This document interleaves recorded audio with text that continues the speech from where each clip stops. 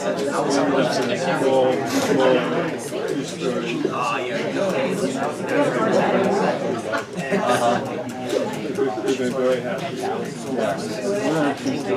evening and welcome to Greenlight Bookstore on Flatbush Ave.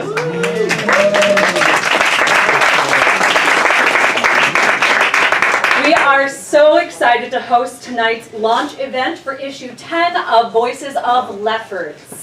We have a full lineup of local contributors joining us, and they'll be moderated by Voices of Lefferts editor and director right here. Say hello. Give us a wave, Deborah. Before I turn things over, a couple quick housekeeping things. Please silence or turn off your cell phone if you would be so kind. And again, books are available for sale at the register. And just so you are all aware, we will be video recording this evening.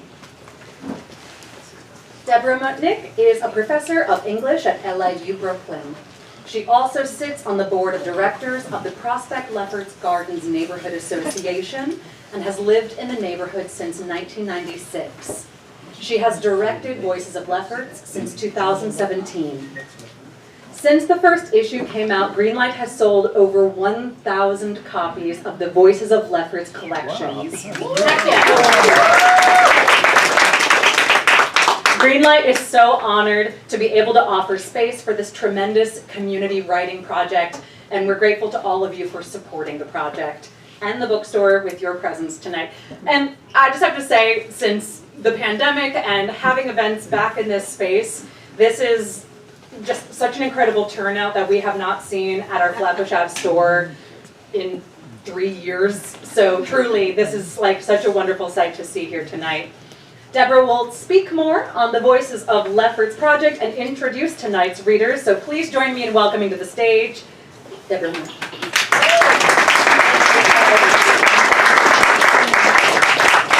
you. It's great to see everybody here. Amazing. This is our second time back in person at Greenlight. We've been doing author readings by Zoom up until the last issue number 9. And thank you to Greenlight Bookstore. Let me thank some other people too on edit. Park Slope Copy Center, who prints our books. Humanities New York, Citizens Committee for New York City, who helps fund this project. Long Island University, which also supports us, for making it possible for Voices of Lefferts to continue to offer free writing workshops, publish our journal, and collect oral histories. Thanks also, as always, to the Voices of Lefferts project team, all of whom are listed in the journal, which is available in the back, issue number 10, if you haven't seen it yet, so you can pick it up on your way out if you haven't already gotten a copy. And especially our graphic designer, Frank Marchese, and our photographers, Nancy Troiber and Neil Carpenter. Most of all, thanks to all our readers. Tonight we are missing one of them, who I hope will show up soon. And to all of you for being here and for supporting the work that we do. The writers this evening are Alex Richards, Tim Hunter, Naomi Williams, Nancy Hoke, and Robert Gibbons, who, as I said, I hope will be here soon. These things happen. This issue also includes oral history excerpts from interviews with Irma Watkins Owens, Natalie Zucker, and Luis Meza. Each of the presenters will briefly introduce themselves and pass the baton to the next reader, leaving time at the end for Q&A and conversation. Which I can't say it's the best part, but it's one of the best parts, because they're the best part, and also what precedes them will be, they're all the best parts. We're going to begin tonight with our featured artist in this issue, Otto Neals, and a slideshow of his work. Among his many credits, Otto has been featured in American Visions and the International Review of African American Art magazines. He's also listed in Who's Who in American Art and Elton Fox's Black Artists of the New Generation. Well, please welcome Otto.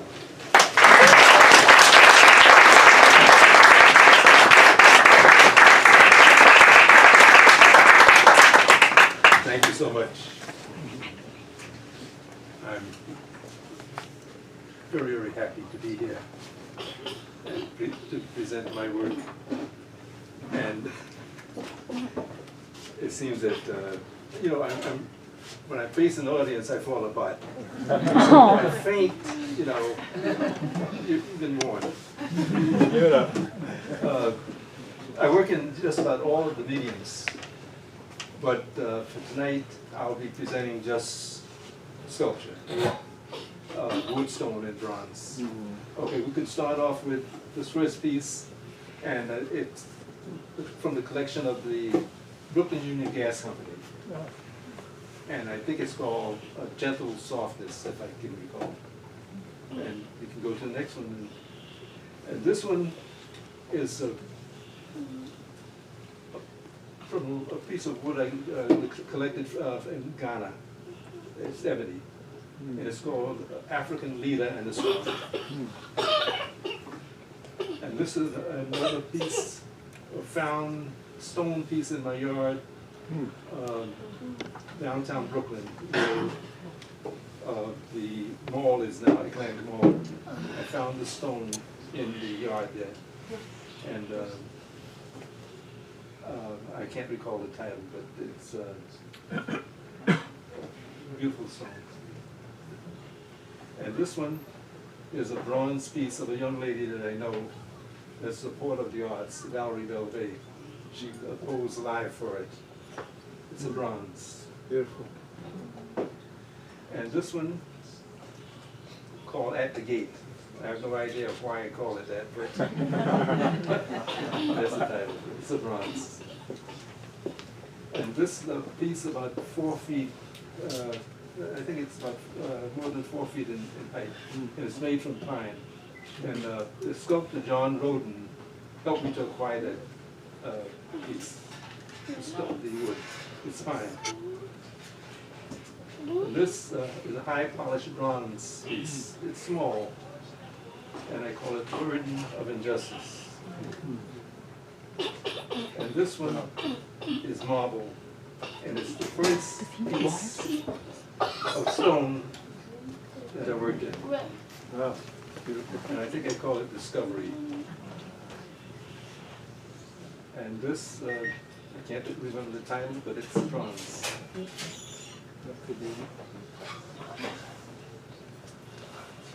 This is a picture of Earl Graves seated in front of a stone sculpture that he asked me to carve, the numerals 100, that he wanted to carve for the issue of Black Enterprise magazine.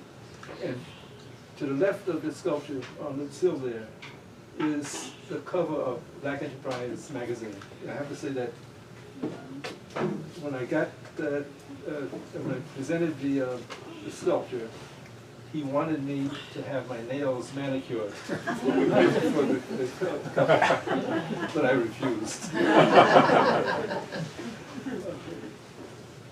And this one, I can't recall the title, but it's a bronze. This is, I think I call it sandstone, and it's made of sandstone. This is my feeble attempt at doing Frederick Douglass in bronze. And this is a clay model of my oldest grandson before it was cast in bronze. Yeah.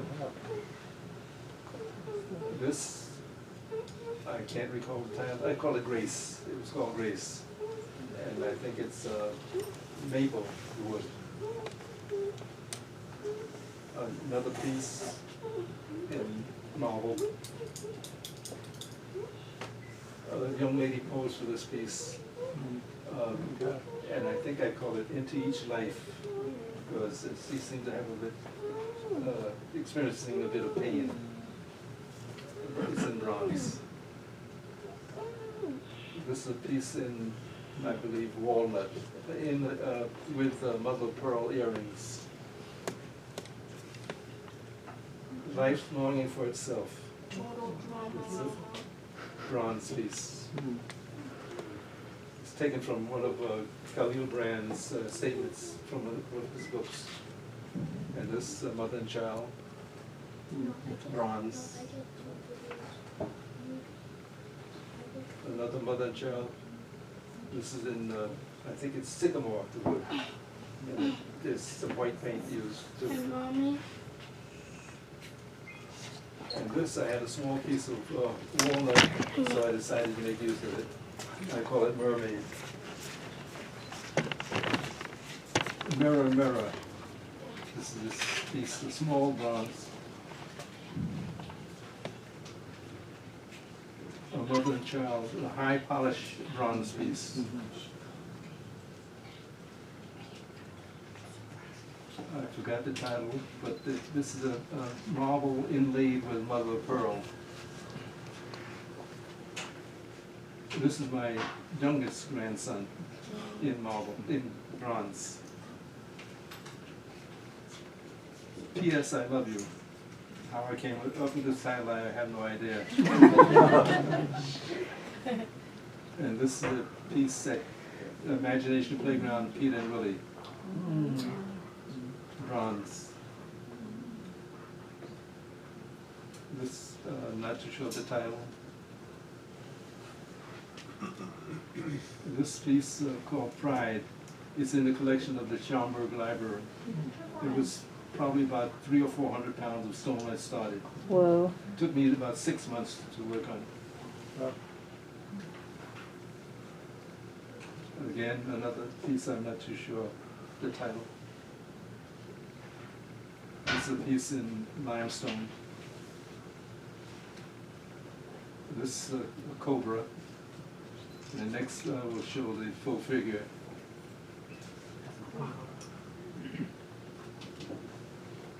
And that's left with one of the pieces at the foundry.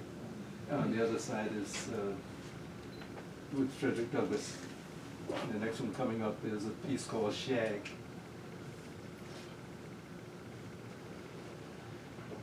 And this is another, the Petrucci Family Foundation purchased this piece. And this is another bronze, it's a small piece. This is a piece that I did when I was employed at the Brooklyn Post Office. I was a head illustrator and was asked to create a piece for the wall in the lobby at 273 Cadman Plaza. And it was there up until a few years ago. Now it's supposed to be in the employees' cafeteria. And this is a drum that I created. The next will show the full figure. This is the other side of the figure. And it's a percussion instrument. And this is limestone. I think I call it stone song. I'm not too sure of the title of this one, but it's in bronze.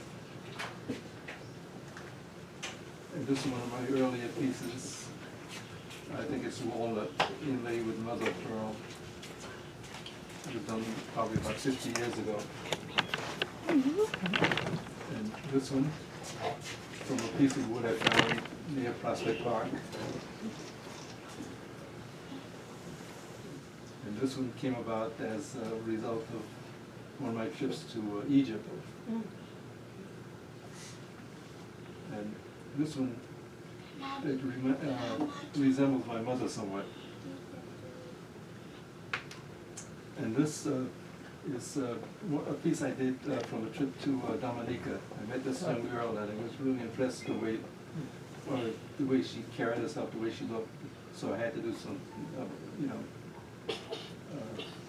I forgot the title.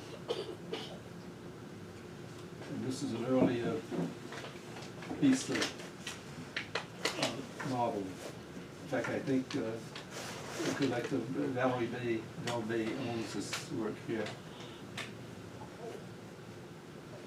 And this piece is owned by Oprah Winfrey.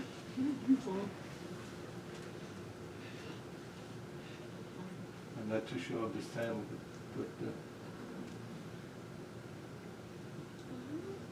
another piece in oak. One of my favorite pieces is called Afro Song. And this is Young General Moses, Harriet Tubman. A piece of wood that was found in the neighborhood. And this young Nanny of the Maroons, a young lady from Haiti, posed for this piece in bronze.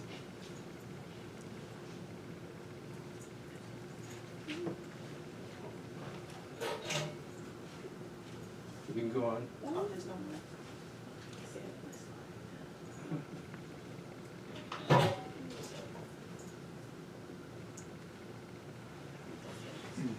That's the last slide.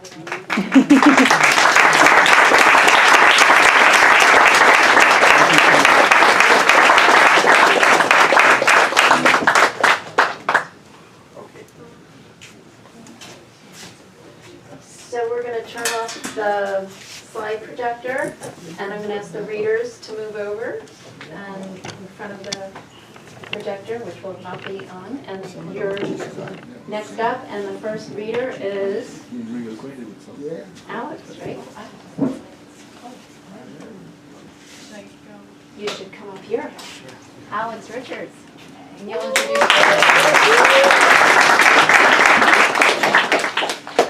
Hi, I'm Alex Richards. I'm a young adult author. I live in this neighborhood. Actually, my books are for sale here, just so you know.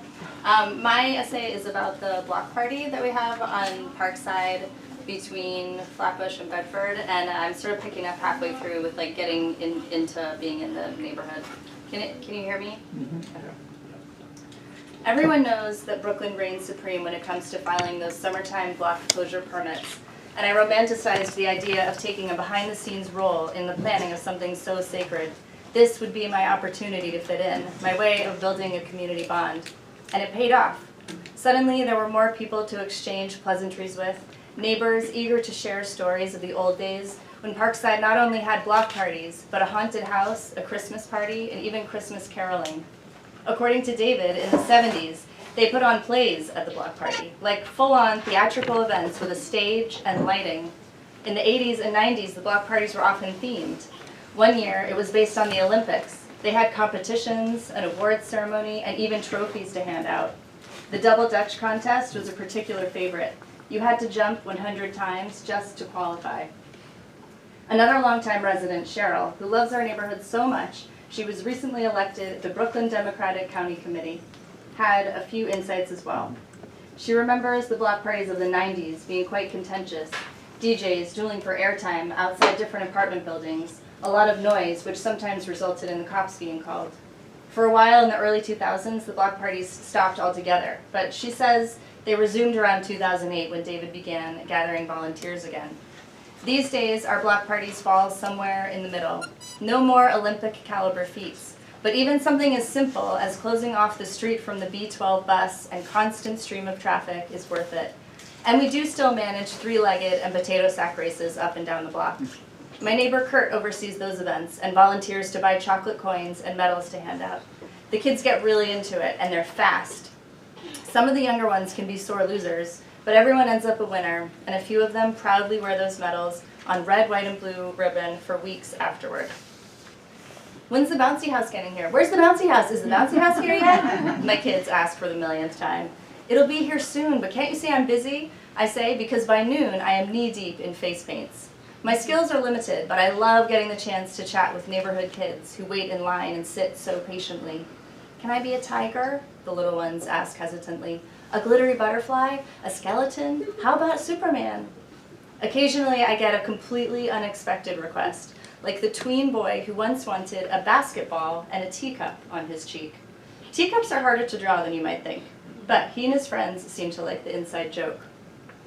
The biggest surprise for me is the #1 requested design. During my first year of being a volunteer, I learned that we have a big Yemeni population on our block, when 24 kids asked to have their national flag done in face paint.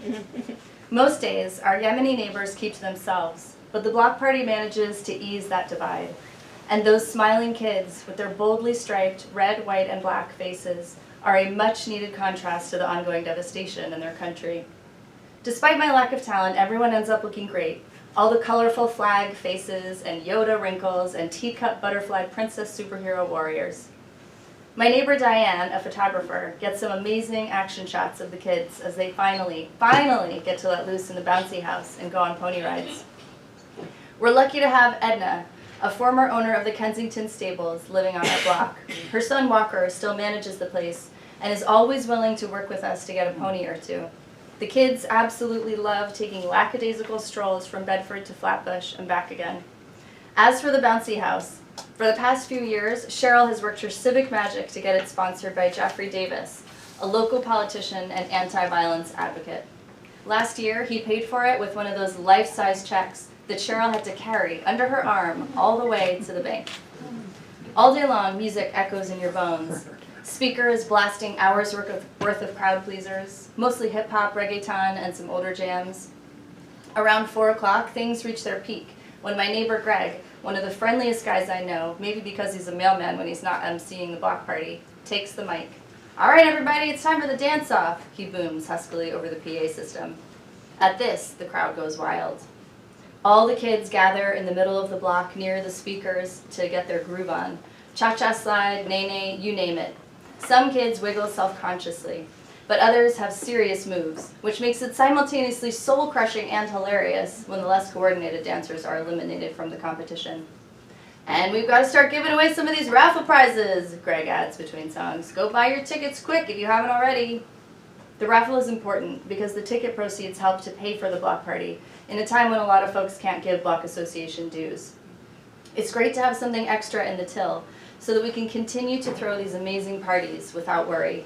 Because honestly, the kids don't care if Andy has collected enough cash to pay off the bouncy house, or who is going to foot the icy guy's bill.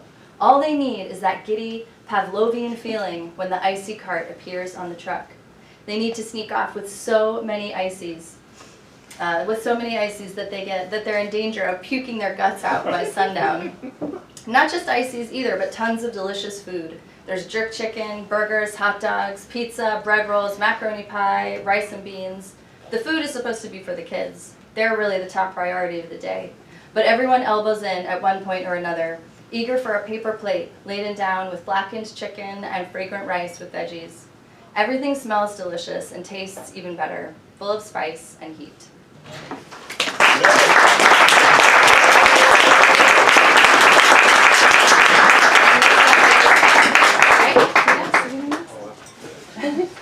When is it, block party?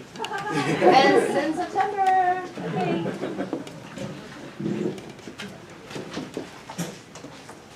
Hi everybody. My name is Tim.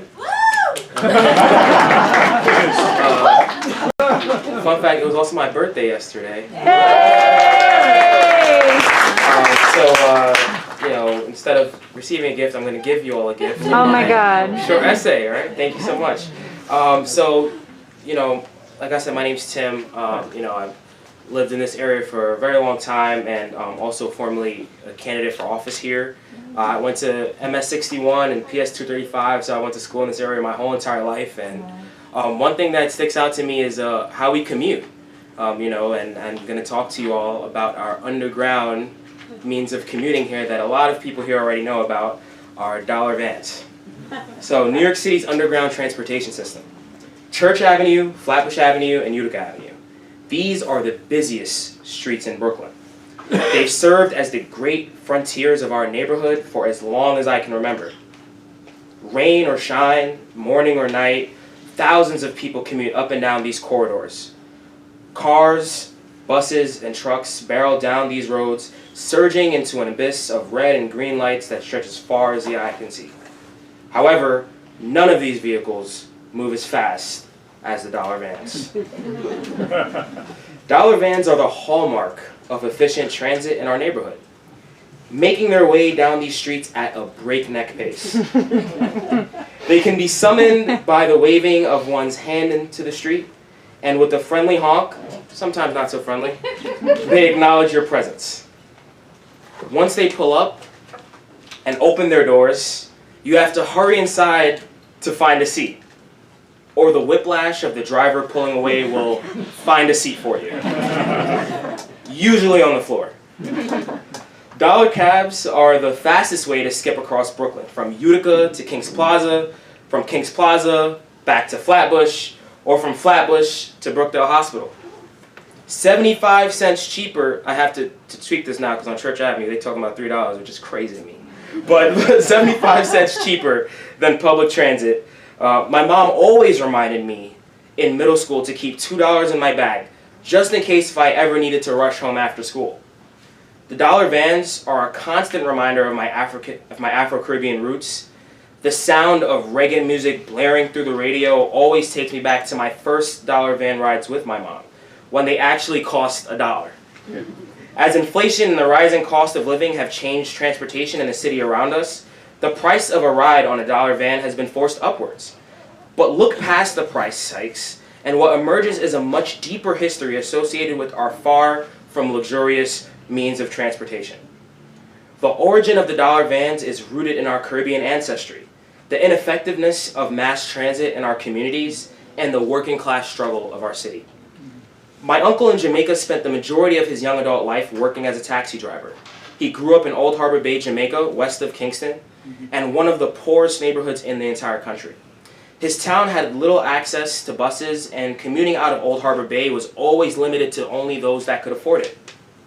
The only way to get public transit was by finding your own way to the town center, which was almost 4 miles away, a trek that could take almost an hour on foot. With most facilities being located in the town of Old Harbor Bay residents needed a more efficient means of getting to work, school, and other parts of the island of Jamaica. My uncle and other drivers in the neighborhood saved up all their money to buy a fleet of cars that would serve as taxis and charged residents 150 Jamaican dollars, the equivalent of almost $1 US, to drive them to Old Harbor town. Unlike most taxis, you didn't call them to pick you up.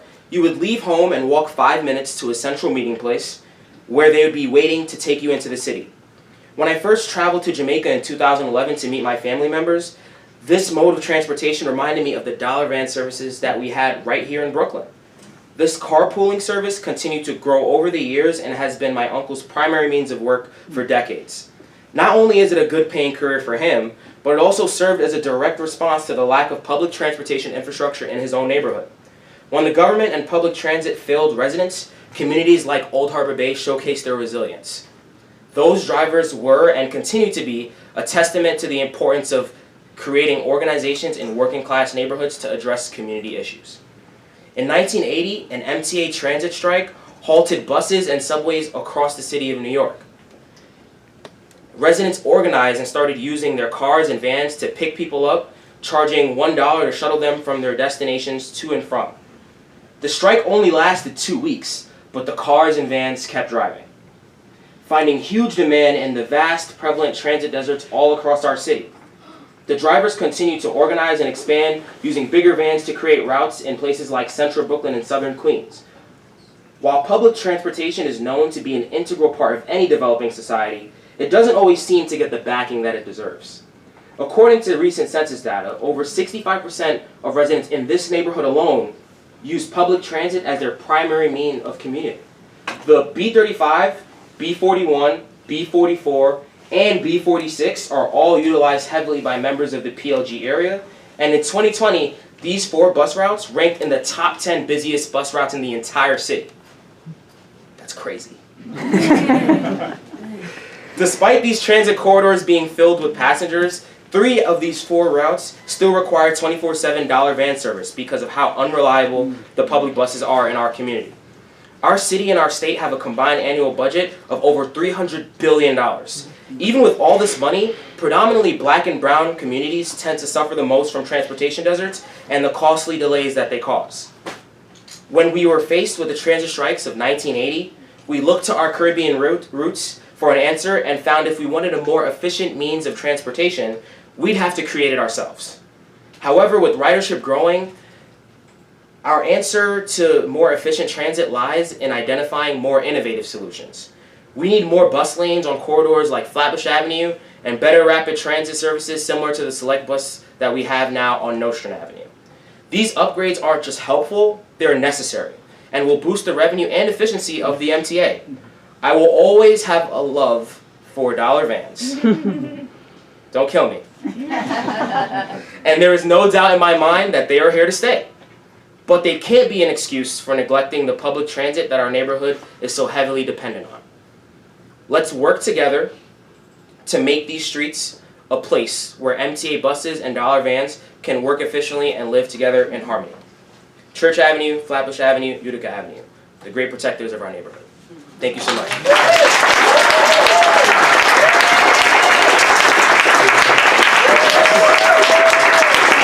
Yeah, I love this next one. Well, good evening all. How are you today? Thank you for coming out to the bookstore. Thank you, Miss Deborah. Thank you to all the wonderful people. And I'll be talking about my piece. My name is Naomi Williams Baptiste. Naomi Williams Baptiste. I can project. I don't need a mic. So, my piece is called Remembering Crown Heights. And is anyone familiar with Crown Heights out here? Yeah, I mean, it's a part of the, nebula, right? Okay, so, I was writing my little notes here, so please excuse me. It all started in 1982. I was 5 years old, and I started kindergarten. Awkward, starting school. All of my teachers were Caucasian, Jewish, and Italian. Miss Karen, who was a teacher there, asked me to spell the word truly, and I spelled it wrong. I got punched in my stomach. This is the first day of school, kindergarten. Names of Ziegelman, Cuccinelli, and Reuben were the names I usually heard in my school. People I never saw in my neighborhood, but in my family, I had a Camilla. That was my uncle's Italian girlfriend. My parents told me about Black history, but to actually feel it, it was something different. By third grade, I had a surprise by having Miss Crawford. She was tall and dark brown. She was my third grade teacher. My son that's in the back, she was also his third grade teacher. Wow. So she's been at the school for 37 years teaching one school in Crown Heights. So my parents also taught me about Black history, as I said. But in my neighborhood, I lived in my grandfather's building. He owned the building that I live in now. And he bought it in 1976, and it is a 24 resident building. So I grew up in that building as well. So in my neighborhood, it's a lot of Hasidics at the time. And he was one of the Black men that owned one of the residential buildings. And there were other people in the neighborhood who had houses. But the interesting part is that he had a garden in front of our building and an apple tree. And he used to sell corn, and we had somebody by the name of Charlie, who was a tire shop owner, who sold Portuguese fish across the street. So, when you have tires, right, it's dirty, but people knew to come out for that white top for Portuguese fish and buy corn and stuff from my grandfather's garden. So that was very interesting to me as I got older. But what's the funny part is that by the time I got to third grade with Miss Crawford, everything started to change. I had an art teacher by the name of Mr. Gaiman who wore dreads. Can you imagine at 5 or 6 or 8 seeing somebody with dreads you never seen before? It's very interesting. So I used to be like, what's going on with your hair? He said, it's dreads. I said, okay, because I didn't know, I was only 8 years old. And it was very fine. The school I go to, The school I went to was PS 221, which is still in existence as we speak. And as I said, my teacher's still there. So if you open this lovely documentation, there's a picture of the school that this young man took.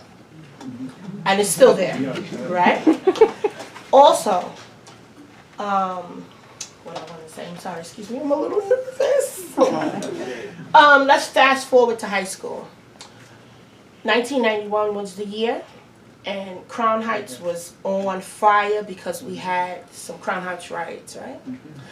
And I was in high school.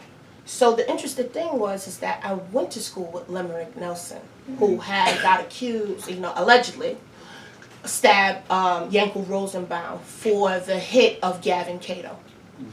It was a very sad day because a lot of people don't really know the true story unless you lived over there. And unfortunately, because of Hasidic tradition, they didn't take the young man in the ambulance. And he passed away. He was only 7. Unfortunately, through that's why everybody got mad. But that didn't really raise too much heads. That wasn't really like, a lot of things was going on. We had Dinkins, we had things going on, right? So going to school for that time was a little scary for me in high school because you didn't know what was going to happen when you came home. Because it happened on President in Utica. I live on President between Troy and Schenectady. It's literally like right down the block. So I had a friend that lived in the building next door to the young Guyanese children that were playing outside, and she knew one of them. But we were in high school at the time, so they were young. So it was a very interesting time. But it also was interesting living around there and also having a grandfather who owned the building for about 10 to 12 years with 24 units in different families in that time. So when he used to come out, people didn't really know unless you lived around the neighborhood that he was the owner of that building. And he also had another property in Delaware County, upstate New York, where we go fishing. And we have a lake and we have some other things. But to express that when you come home is very strange. So I've learned that Crown Heights has a lot of residents and a lot of memories that people don't choose to discuss. But I just want my sons to know in the back, the one that was coughing all the time, he has asthma, so please excuse him. But I just want them to know that if they have if you have a problem in your neighborhood, you can fix it. You can decide to join a community board, join different politics to try to change it. So thank you for your time and have a wonderful night.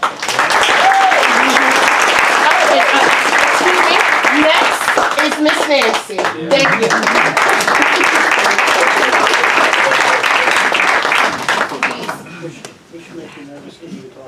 Oh, good. It's going to be real good. Hi, everybody. Can you hear me okay in the back? Okay.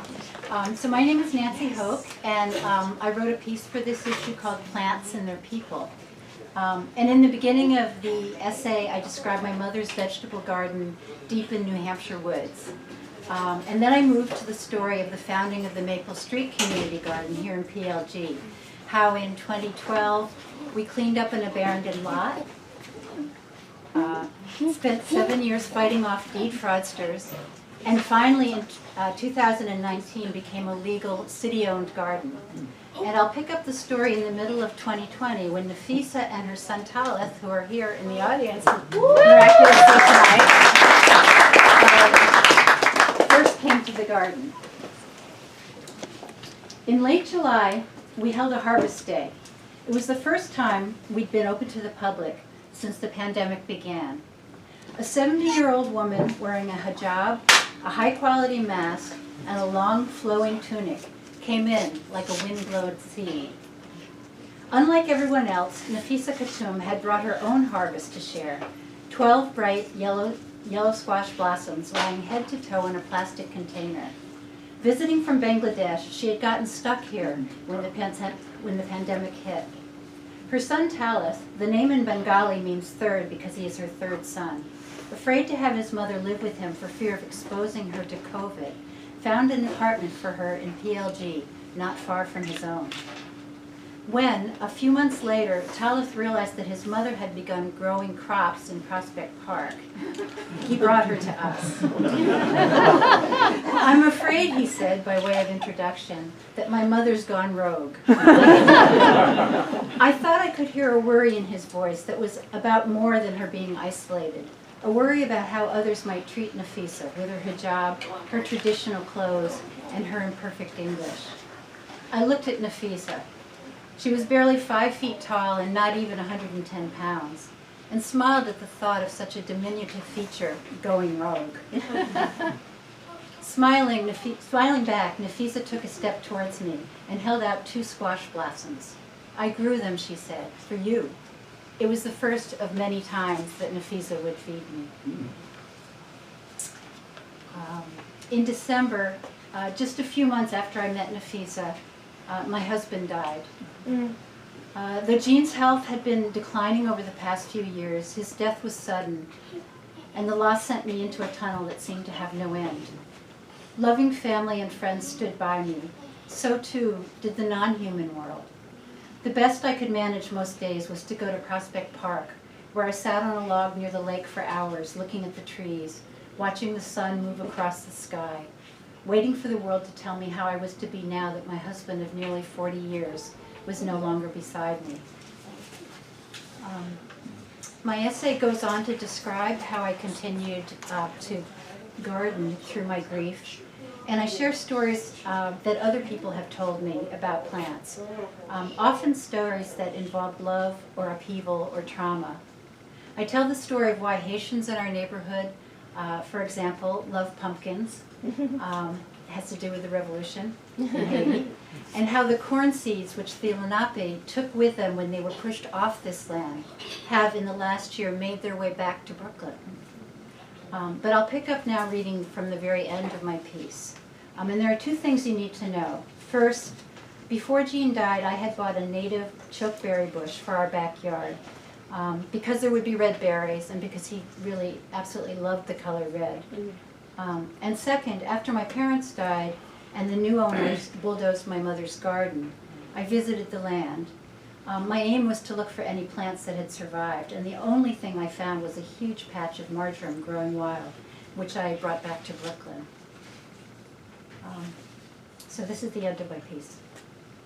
So often when we recover something from the past, it does not come to us just as it was. Nafisa told me the bitter melon she grew in our community garden tasted different from the same seeds grown in Bangladesh. In my case, the marjoram I brought back and placed in a pot on my porch has become milder each year. Eventually, it succeeded in jumping its pot, preferring to live with the dwarf Alberta spruce 1 pot over, perhaps remembering the New Hampshire pines it had once lived amongst.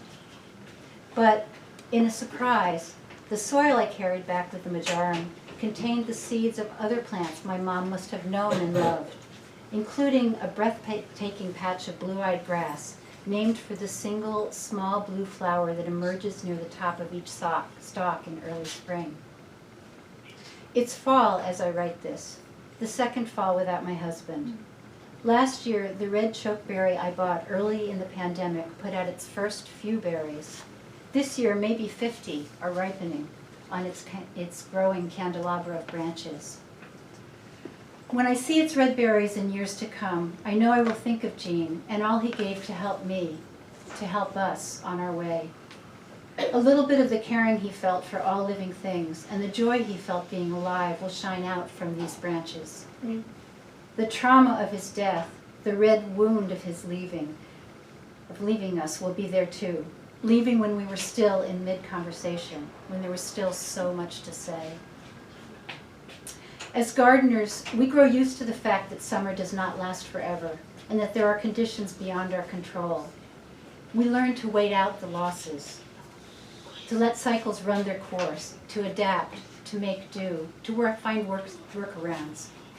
We learn to let go and see ourselves as part of a much larger tapestry that the seasons are weaving. Nafisa is back in Bangladesh, but the seeds we saved from the lao she grew are bearing fruit themselves this year in the community garden. She once remarked that when a plant you grow bears fruit, you are getting a blessing from everyone else that can consume that fruit, even after you are gone. In the end, we cannot separate the stories of the plants we care for from our own stories. We are all here and not here, stirred by the weather, by the big sky, by forces we can't see, and ones we think we can. There is no separation between human and not human, plant and not plant.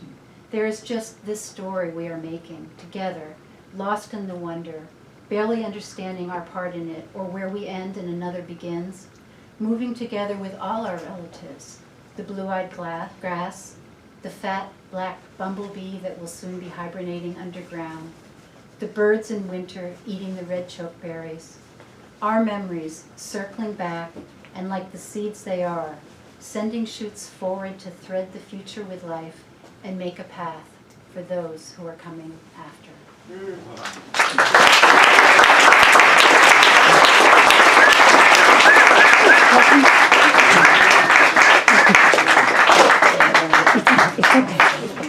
Is Robert here? Robert Gibbons? No. Okay. Well, you'll have to read Robert Gibbons' piece in the journal because he isn't here to read it for you. But if you've been to our readings previously, you know what an amazing poet he is and how well he reads. So you're missing him reading, but you get to read his work. Please give these authors and Otto.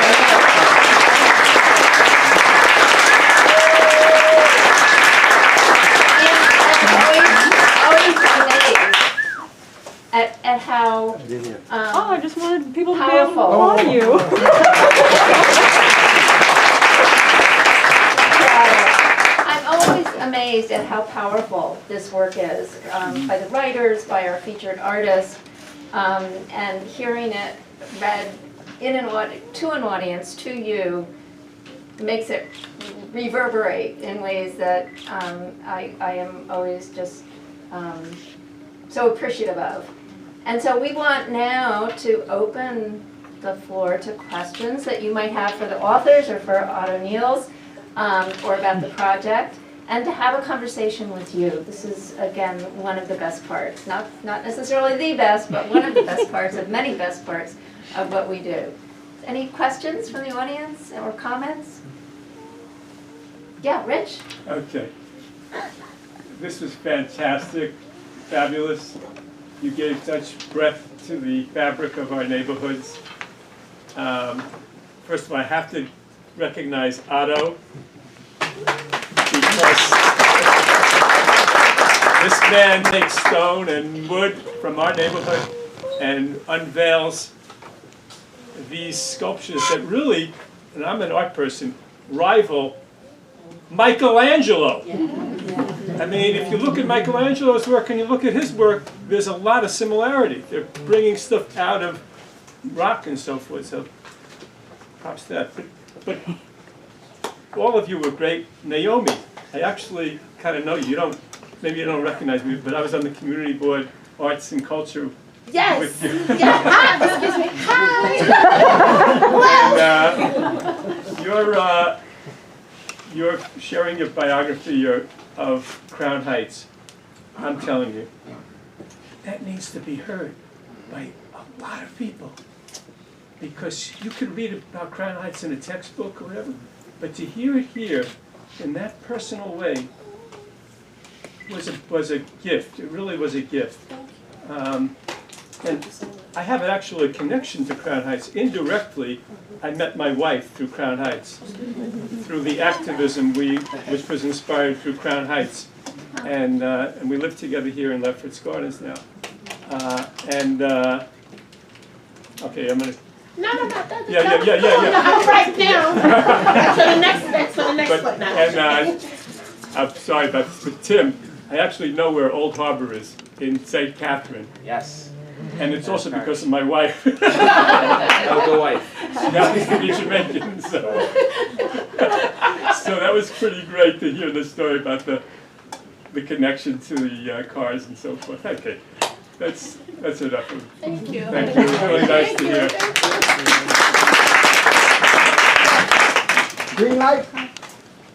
Well, Greenlight, we need more of this.